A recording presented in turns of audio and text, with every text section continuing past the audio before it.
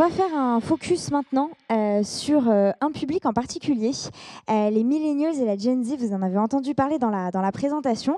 Alors, comment est-ce qu'ils stimulent le marketing d'influence en France?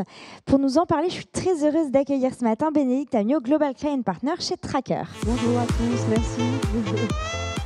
Dans cette première keynote, vous avez vu beaucoup de choses. Là, aujourd'hui, maintenant, on va se concentrer sur deux générations, qui n'est pas la mienne, hein, mais je la connais un peu quand même, Millennials et Gen Z.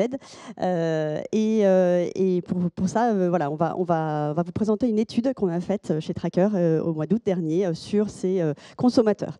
Avant ça, je vais juste vous dire deux mots sur Tracker, mais c'est vraiment pas l'objectif, mais c'est vous expliquer pourquoi je suis là aussi. Moi, je m'occupe des grands clients de Tracker après quelques années chez L'Oréal. Maintenant, je m'occupe des grands clients de Tracker pour l'Europe et l'Asie. Tracker, qu'est-ce que c'est? C'est une plateforme d'optimisation de vos programmes influence et avec une plateforme de data qui permet aux marques d'optimiser leur budget et leur performance. Voilà. On accompagne les marques sur toute la chaîne de l'influence, de la découverte d'influenceurs jusqu'au benchmark. Et on a des grandes marques qui utilisent Tracker depuis plusieurs années.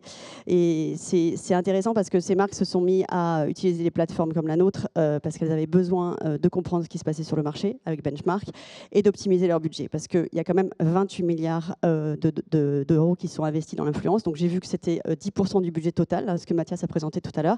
C'est pas tant que ça finalement par rapport au budget total de digital advertising, mais ça veut dire qu'il y a des grandes marques qui utilisent beaucoup le levier influence et qui ont besoin de savoir ce qui se passe pour leur marque et comment on parle de leur marque. Donc ça, c'est le cas de ces grandes marques. Vous voyez du la beauté, certes, mais pas que. On accompagne Michelin depuis 4 ans maintenant sur ses programmes d'influence et par exemple les spiritueux avec Diageo. Voilà, donc voilà l'idée. Alors, on ne fait pas que aider les marques et à optimiser leur programme d'influence, on fait aussi quelques rapports comme celui-là, qui s'appelle Impact, où on est allé interroger des consommateurs. Et c'était l'objectif d'aujourd'hui de vous donner de l'insight, de vous nourrir, de vous inspirer sur la façon dont deux générations, la Millennials et la Gen Z, consomment du contenu influence et en quoi, en fait, finalement, ça va influencer leur comportement d'achat. Donc, cette étude, on a interrogé 500 consommateurs, la moitié de millennials, donc vous avez compris, c'est les 26-40. Et les Gen Z, là, on n'a pas interrogé des 13 ans, 25 ans, mais des 16 ans, 25 ans. Voilà. La première chose, donc, on l'avait vu tout à l'heure, mais là, on a un tout petit peu de granularité par rapport à ce qu'a présenté Mathias tout à l'heure. La première chose, c'est, oui, les consommateurs préfèrent encore les plateformes sociales traditionnelles, même si on a vu plein de nouvelles plateformes. Mais pour l'instant, les publicités sont les classiques, avec certes une différence entre la Gen Z et la Millennials. Donc là, on parle bien des plateformes sur lesquelles eux vont publier du contenu. Donc ces consommateurs vont continuer chez les Millennials à publier du contenu sur Facebook et sur Instagram, alors que la Gen Z continue à publier surtout sur YouTube et sur Instagram. Alors vous allez me dire, mais pourquoi TikTok est en position 3? Parce que les Gen Z regardent plus du contenu influence sur TikTok qu'ils n'en publient. Donc les Gen Z, ce sont des spectateurs sur TikTok, comme l'était un peu la génération d'avant sur Twitter. Et donc, par rapport à ça, les Gen Z sur le contenu influence vont aller principalement sur TikTok et sur YouTube, et en troisième position, Instagram. Alors que les millennials restent sur Facebook et sur Instagram. Vous voyez que, étonnamment, enfin moi ça m'a étonné, on voit X, donc Twitter, en 4e position chez les Gen Z. Donc, à retenir pour vous par rapport à vos activations au niveau de l'influence. La façon dont les contenus sont consommés, donc pas d'étonnement par rapport à ce que disait Mathias tout à l'heure, 56% des consommateurs ont déclaré que les vidéos de courte durée étaient le type de contenu le plus engageant. Alors dans vidéos de courte durée, qu'est-ce qu'on entend? C'est tout ce qui est au-delà de 3 minutes, hein, c'est comme ça qu'on les calcule. Donc ça veut dire qu'il y a tous les stories, il y a tous les reels dedans. Encore une fois, une petite différence entre les millennials et les Gen Z. Vous allez voir pourquoi je vous raconte tout ça, parce que quand vous allez réfléchir à vos programmes d'influenceurs, il va falloir se dire, ah oui, je ne vais pas faire la même chose si je veux m'adresser à des consommateurs millennials versus des consommateurs Gen Z. Donc, chez les millennials, on est plutôt sur encore des choses assez classiques, des photos, des posts classiques, et les vidéos, certes, et le live streaming vient quand même. Mais sur la Gen Z, on est vraiment sur tout ce qui est contenu vidéo. Voilà, donc ça, c'était ça qu'il fallait retenir. Comme le disait tout à l'heure Mathias, je crois qu'il n'y a pas de souci, il faut passer à la vidéo. Et c'est ce qui est plus engageant. intéressant aussi de se dire, mais finalement, quel ton adopter quand on veut faire de l'influence pour capter l'audience, capter l'attention de l'audience. Eh bien, pas de surprise, c'est plutôt le côté humoristique, le décalage qui va avoir plus d'impact, même si les millennials plébiscitent un peu plus les conseils d'inspiration que la Gen Z. Et aussi intéressant de se dire que finalement, les femmes, sans surprise, préfèrent quand même les choses qui leur apportent quelque chose d'éducatif par rapport aux hommes. Voilà, non, je ne dirai rien d'autre. Finalement, ces plateformes, vous allez tous me dire, oui, d'accord, on utilise les plateformes pour faire de l'influence, mais on peut faire de l'awareness, de la considération. Mais si on veut aller sur le social commerce, qu'est-ce qu'il faut faire ? Alors là, on a encore une fois posé la question aux consommateurs. Quand vous cherchez des informations sur un produit, où est-ce que vous allez ? Et là, sans surprise, et c'est pareil pour les Gen Z et pour les millennials, c'est sur YouTube que ça se passe. Alors, comme ils le faisaient autrefois sur Google, on faisait de la recherche, maintenant on le fait sur YouTube.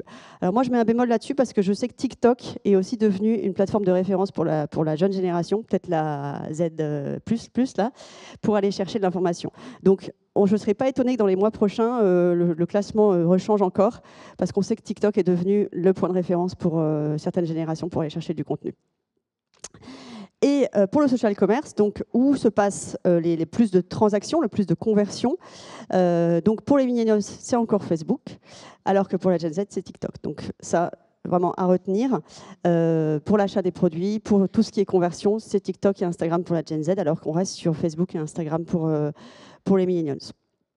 Donc, encore une fois, ça veut dire quand vous allez pousser un produit auprès d'une audience Gen Z, vous n'allez pas le faire de la même façon que si vous voulez pousser un produit auprès d'une audience millennials. Une petite différence entre les hommes et les femmes aussi. Chez les Gen Z, on est plus sur, quand on est un public masculin, on est encore plus sur Instagram que quand on est un public féminin. Les femmes plébiscitent YouTube dans la Gen Z. La même chose sur les millennials. Alors, intéressant aussi, quels sont les produits, quels sont les verticales qui sont les plus consommés via les contenus influenceurs. Ce sont les articles de mode, donc chez tous les consommateurs. Finalement, la beauté, surprise, ne vient qu'en 3e position. On a quand même une différence entre, encore une fois, millennials et Gen Z, au niveau de tout ce qui est produits de fitness versus santé bien-être. Pas une grosse différence, mais à retenir, la mode en premier, puis les articles de maison. Enfin, à quelque chose de très important. Donc ça c'est un chiffre qui bouge beaucoup et qui vraiment démontre que finalement le marketing d'influence a pris sa place dans le tunnel de consommation. 42% des consommateurs déclarent qu'ils sont susceptibles d'acheter un produit parce qu'il est recommandé par un influenceur qu'ils suivent. Alors là, je vais quand même insister sur une chose, c'est qu'on sort de plus en plus du côté homme sandwich. Les consommateurs, ils sont plus enclins à accepter qu'il y ait un storytelling de la part de l'influenceur, que l'influenceur raconte une histoire, et c'est là où les marques ont un enjeu à le faire. Il faut sortir du poste juste j'ai un produit, je le montre comme ça, c'est fini ça. Parce que les consommateurs ne sont plus dupes, et il leur faut de la sincérité, de l'authenticité, et finalement, là où ils sont très forts, ces influenceurs, c'est tout le storytelling qu'ils peuvent raconter derrière une marque. Et c'est ce qui va toucher les consommateurs. C'est la façon dont l'influenceur va s'approprier les valeurs de la marque, les valeurs de praticité. Tous les messages de la marque vont être beaucoup plus transmis avec authenticité dans un storytelling fait par un influenceur que par la marque elle-même. Et ça, c'est ce que les consommateurs plébiscitent maintenant. Et encore plus, bien sûr, la génération Z.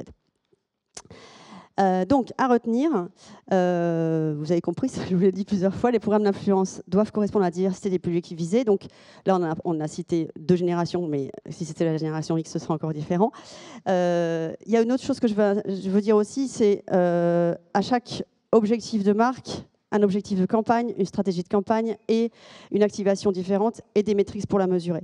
Donc, on ne peut pas faire all-in-one. Il y a à chaque fois un objectif à définir par rapport à ce que vous voulez obtenir, quel est votre objectif business. Et ce sera l'objectif de la masterclass de tout à l'heure avec ma collègue Sarah. Voilà, c'est vraiment tout dans la subtilité.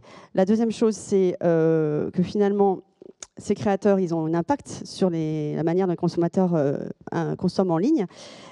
Mais c'est fragile. C'est-à-dire que les créateurs de contenu sont aussi des gens qui veulent gagner leur vie. Ils passent beaucoup de temps à créer ce contenu, donc il faut les aider. Et c'est vrai que les marques ont leur rôle à jouer, de créer des collaborations à long terme, de réfléchir à des campagnes originales, de changer un petit peu la façon dont ils activent les influenceurs, de ne pas toujours tomber sur les mêmes, donc chercher un peu des collaborations originales. Donc ça, c'est très important aussi, c'est le rôle des marques de faire évoluer le sujet. Et j'ai 14 secondes pour vous dire que ce métier de l'influence se structure et Tracker est membre de toutes ces organisations. L'Union des métiers de l'influence, l'UMICC, qui s'est créée depuis janvier et qui a accompagné la loi influenceur. L'autorité de régulation professionnelle de la publicité avec son certificat de l'influence responsable. Tout ça pour vous dire, et le référentiel de la mesure pour avoir quelque chose d'uniforme dans la façon dont on mesure l'impact de l'influence. Tout ça pour vous dire que le métier se structure. Et c'est très intéressant. Alors, ce rapport, il est en ligne. On sera ravis de vous le transmettre. Voilà.